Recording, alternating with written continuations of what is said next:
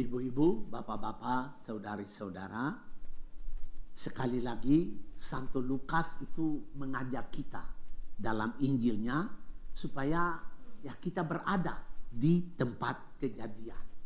Nah, coba kita bayangkan pada pagi hari ini, tadi malam saya katakan bahwa Tuhan Yesus itu lahir di tempat umum, Pasanggerahan.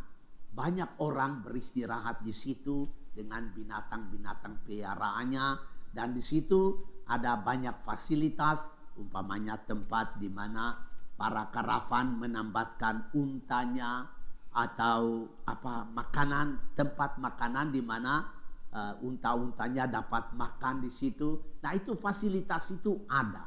Jadi satu semacam stasiun yang penuh dengan orang yang beristirahat di situ. Nah, coba mari kita bayangkan gembala-gembala itu setelah dikatakan dalam Injil hari ini, setelah mendapat kabar dari malaikat, mereka saling mengajak, ayo mari kita ke Bethlehem. Coba kita lihat apa yang terjadi di sana. Nah, coba kita bayangkan bahwa keluarga ini, Yusuf dan Maria melahirkan di tempat umum seperti begitu. Pasti banyak orang yang ada di situ membantu keluarga ini.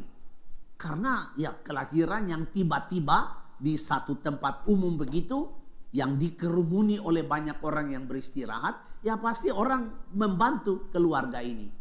Mereka tidak lipat tangan atau tidak menonton saja, tetapi mereka tolong supaya proses kelahiran dapat berjalan dengan baik. Sesuatu yang lumrah sekali bagi setiap ibu yang melahirkan, ya selalu ditolong.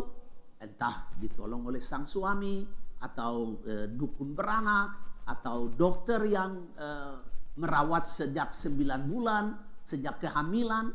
Ya ini biasa sekali. Bagaimana seorang ibu melahirkan dengan cara yang amat lumrah. Terjadi juga pada Maria yang melahirkan Tuhan di tengah dunia ini. Nah, ibu bapak, lalu kita bayangkan tadi dikatakan bahwa para gembala itu bercerita ketika banyak orang itu membantu keluarga Yusuf dan Maria itu yang Maria sedang melahirkan Yesus. Para gembala bercerita tentang apa yang mereka dengar, apa yang mereka lihat, yaitu para malaikat. Mereka memberitahu kepada para gembala, hari ini telah lahir bagimu juru selamat dunia di kota Daud. Kamu akan menjumpai dia dalam palungan terbungkus dengan lampin. Nah, mereka cerita ini kepada orang-orang yang ramai itu. Nah, apa yang terjadi dikatakan dalam Injil hari ini, mereka semua heran. Artinya apa? Pengalaman yang tadi lumrah, seorang ibu melahirkan bayi, ini pengalaman yang biasa sekali. Di sini ada banyak ibu-ibu, ada banyak bapak-bapak yang juga menyaksikan bagaimana kelahiran putra-putri Anda. Ini biasa sekali. Malahan karena cerita para gembala itu, mereka semua yakin bahwa peristiwa yang lumrah ini punya nilai yang luar biasa. Dia punya makna, nilai rohaninya, nilai ilahinya begitu luar biasa, sehingga apa yang biasa-biasa saja benar-benar dikagumi, dihormati, dan diluhurkan sebagai kebesaran Tuhan. Nah, ibu bapak, tadi malam saya sudah katakan bahwa pandanglah itu sebagai anugerah Allah yang hadir di tengah-tengah keluarga kita masing-masing. Yang kedua yang ingin saya katakan adalah para gembala saling mengajak dalam Injil tadi, ayo mari kita pergi ke Bethlehem. Ini kan rombongan. Jadi dengan kata-kata itu pasti Santo Lukas ingin mengatakan bahwa para gembala itu saling mengajak, mari kita ke Bethlehem. Jadi mereka jalan bersama-sama pergi ke Bethlehem itu. Nah, kita coba melihat bahwa ajakan para gembala itu sebenarnya mereka mengajak kita juga, ayo mari bersama-sama dengan kami, kita pergi ke Bethlehem, melihat apa yang terjadi, melihat kebesaran, melihat keagungan Tuhan yang ada di sana.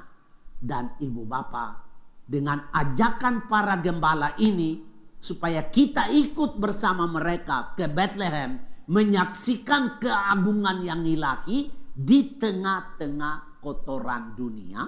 Ibu bapak, itu adalah keagungan yang luar biasa. Tuhan tidak tunggu supaya kita bersih dulu baru dia datang ke dunia. Tidak. Justru pada waktu kita masih kotor, dia datang. Dan dia bukan datang di tempat yang bersih-bersih. Dia datang di tempat kotoran kita itu. Nah, ini keagungan yang luar biasa di tengah-tengah kotoran dunia. Nah, kita diajak oleh para gembala untuk menyaksikan keagungan Tuhan di Bethlehem. Nah, bagaimana kita mengerti ajakan para gembala ini supaya kita bersama-sama dengan mereka pergi ke Bethlehem menyaksikan keagungan Allah di tengah-tengah kotoran dunia. Bethlehem ini punya arti luas sekali. Bethlehem itu bisa anak kita, orang yang kita cintai. Bethlehem itu bisa orang yang kita layani. Entah itu orang sakit, entah itu keluarga kita, entah itu suami kita, entah itu istri kita, entah itu anak kita, entah itu mertua kita. Orang-orang yang kita layani itu adalah Bethlehem. Bethlehem adalah orang-orang yang tergeletak, tidak berdaya. Bethlehem adalah orang-orang yang tersingkir. Bethlehem adalah orang-orang yang kita sedang hormati. Bethlehem adalah orang-orang yang kita saling menyapa. Bethlehem ini bisa dalam bentuk dan wujud yang berbeda-beda.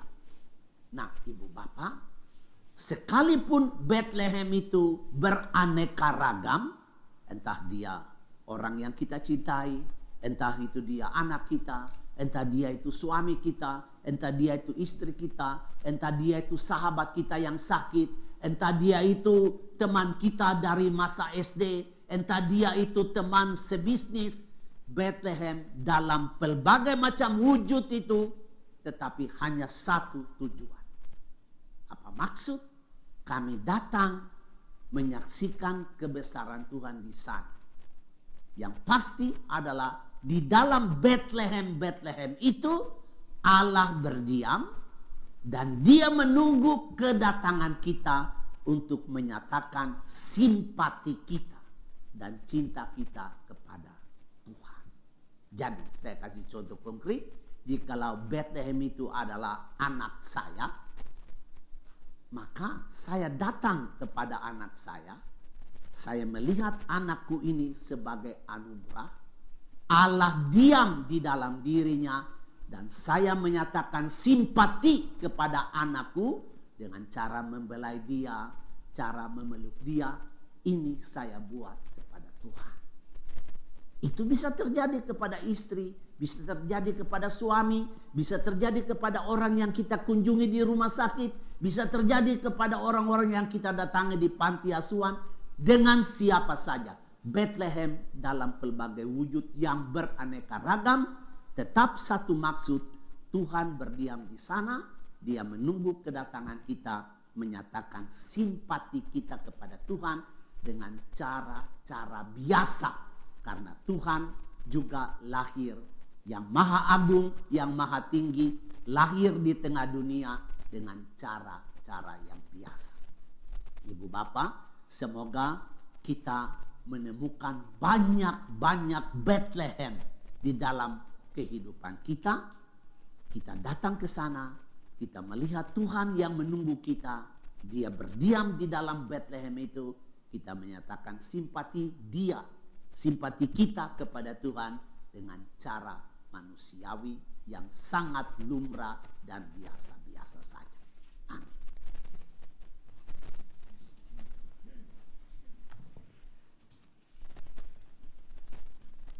Mari kita